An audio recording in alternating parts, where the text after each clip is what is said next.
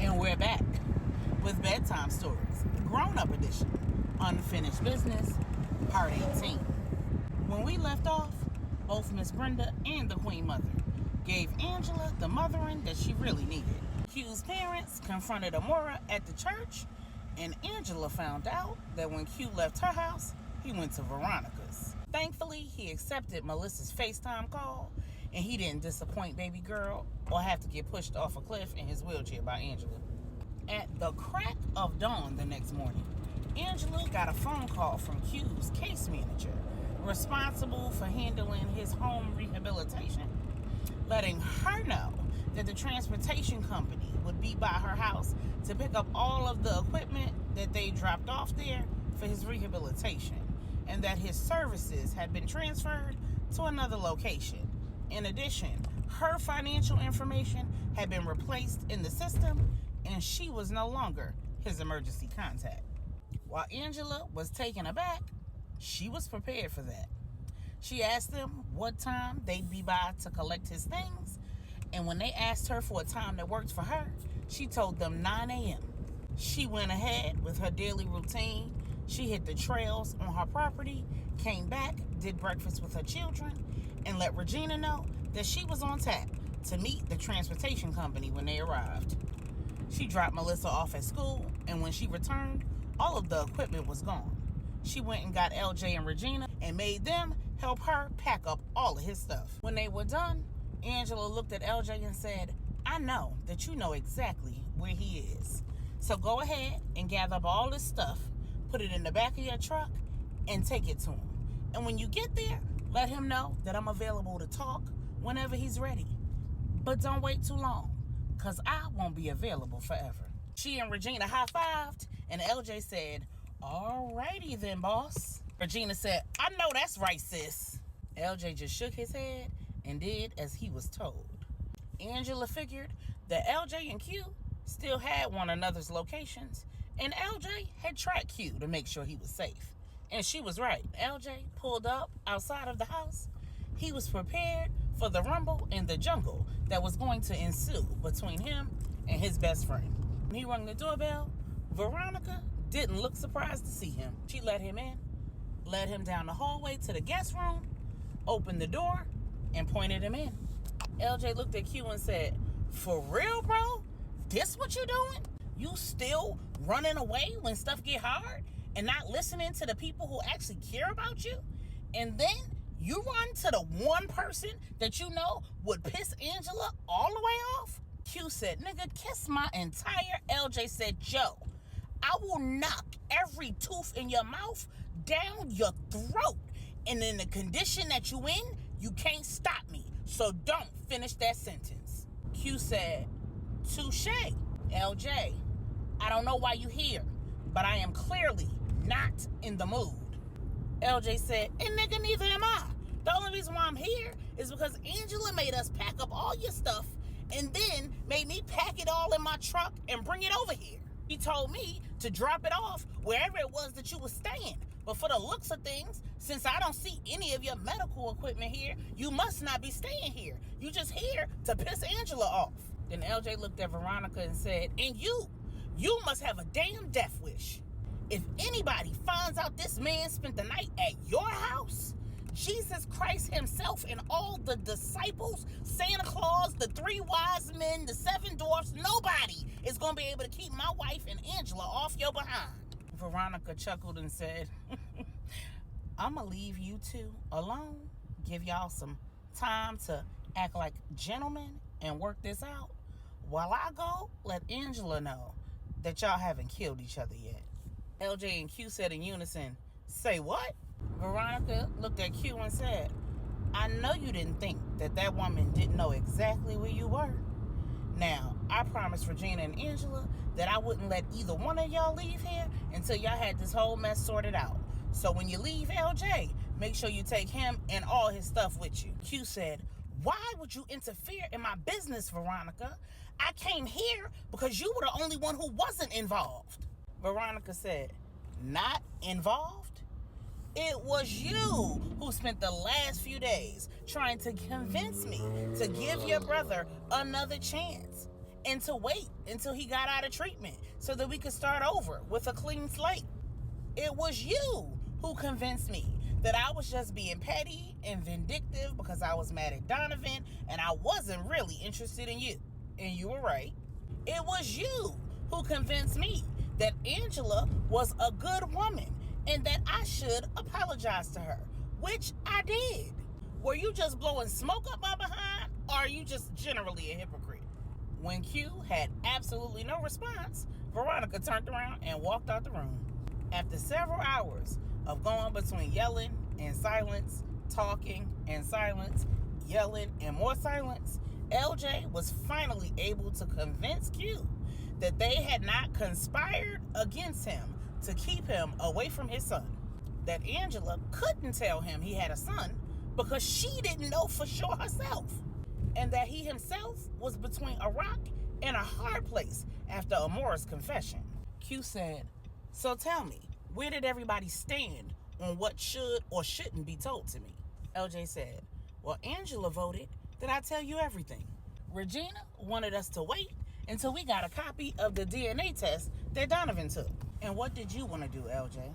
"I wanted to wait until I could help broker a united front between you and Donovan so that you could both get the answers that you needed." Q said, "Really? And what did Amora want you to do?" LJ said, "She wanted me to let her tell you. Well, we here now." Then he pulled a tape recorder from his pocket and said, "This belongs to the FBI, so no one else is supposed to hear this. But as a show of good faith, I'm going to play this for you. I recorded this when I met with Amora on Wednesday." Amora's story began with how she met Captain Arrington as a freshman at North Carolina A&T.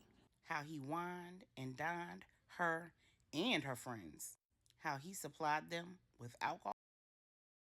How he slept with several of them, but she didn't know that at the beginning. How she started sleeping with him, only to find out about a year later that he was sleeping with everybody else.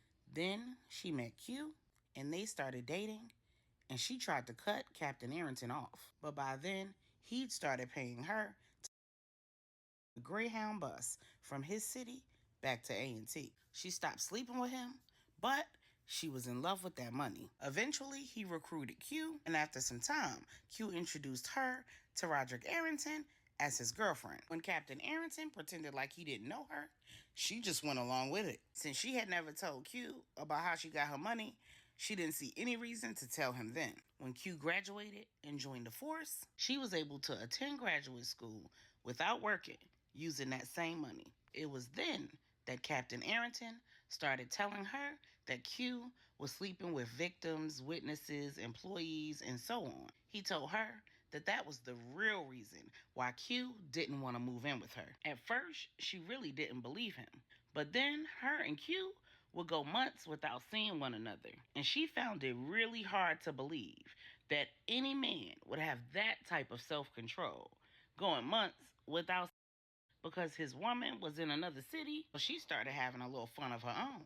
She messed with a couple of dudes in Greensboro, but she still refused to mess with Captain Arrington. She started refusing to take those Greyhound trips for him and refusing to be in relationship with him. He got mad and cut her off. Little did he know, she was relieved. She was tired of throwing bricks at the penitentiary, and she was ready to start her professional career and be a wife. So, when she moved to be with Q, she no longer had any ties to Captain Arrington. She tried to convince Q to move out of the apartment that he shared with him and to move into an apartment with her, or even to move into an apartment by himself, because having to see Captain Arrington on a regular basis was risky and stressful. But of course, he refused. Amora claimed that she avoided Captain Arrington as much as she possibly could, but he would show up at her job in her apartment trying to convince her to restart the relationship. She then recounted several cases that Q and LJ actually worked on that had female victims. These were cases where the women actually did come on to Q. The brother was fine, so women were hitting on him all the time. Mora was actually telling the truth. The problem is that Captain Arrington lied and said that Q became romantically involved with these women, By the time Amora's story wrapped up, she'd confessed to having slept with Donovan, and their two stories about how that night went were eerily similar. He had, in fact, plied her with. She'd confessed to cheating on Q back in Greensboro, and she'd willingly gone back to his hotel room where they had unprotected. She said, "When I found out I was pregnant, it never even occurred to me that Donovan could have been the father of my baby. About a month or so before the wedding, I'd secretly stopped taking my birth control. Q, always being the conscientious type, wanted to wait until he started his new job and was really solidified on the new police force before we started trying to have a family. But we've been together for almost a decade, and I didn't want to wait any longer. My hope was to be pregnant by the honeymoon. I did everything I could to get him to come to my apartment as often as possible, and I avoided going to his. So the night before the wedding, when Roderick called me and told me that you and Q left the bachelor party to go chase behind Danielle, I was pissed. Amora walked LJ through how Captain Arrington baited her, convinced her to come by the apartment. She explained that her mind was made up and that she decided she was marrying Q either way. She thought that she was free of Roderick since Q no longer worked for him, but Roderick said he would never let her go since she knew that Q was supposed to be staying at the hotel that night. In preparation for the wedding, she decided to go by the apartment to hear Roderick out. Roderick threatened to expose their romantic relationship at the wedding. Feeling like she had no choice, she complied with his sexual demands. Throughout the night, he kept looking at his cell phone. She later found out that he'd put a tracking device on Q's car, so he knew exactly when Q pulled up outside of the apartment. His goal was to get caught. He knew Q would leave Amora. After the failed wedding and the night with Donovan, Amora went home to be with her family. Captain Arrington showed up on her parents' porch. She was forced to tell them what happened, and they agreed to give her some money so that she could get missing. 2 months later, she found out she was pregnant. LJ asked her, "Whose baby is it?" "LJ, please, let me finish. My first conclusion was that it was Q's. Based on the frequency with which we were intimate, it didn't occur to me that it could be anybody else's. But then I had an ultrasound, and that ultrasound put the window of conception within the week of the wedding. And that meant I had a problem. Q and I had stopped being intimate right before my last cycle. He wanted the tension to build up before our honeymoon. So it had been several weeks since we'd been together. So when you told Donovan that he needed to take a familial DNA test to rule out Q and Captain Arrington, Amora said, I was trying to rule out him and Captain Arrington.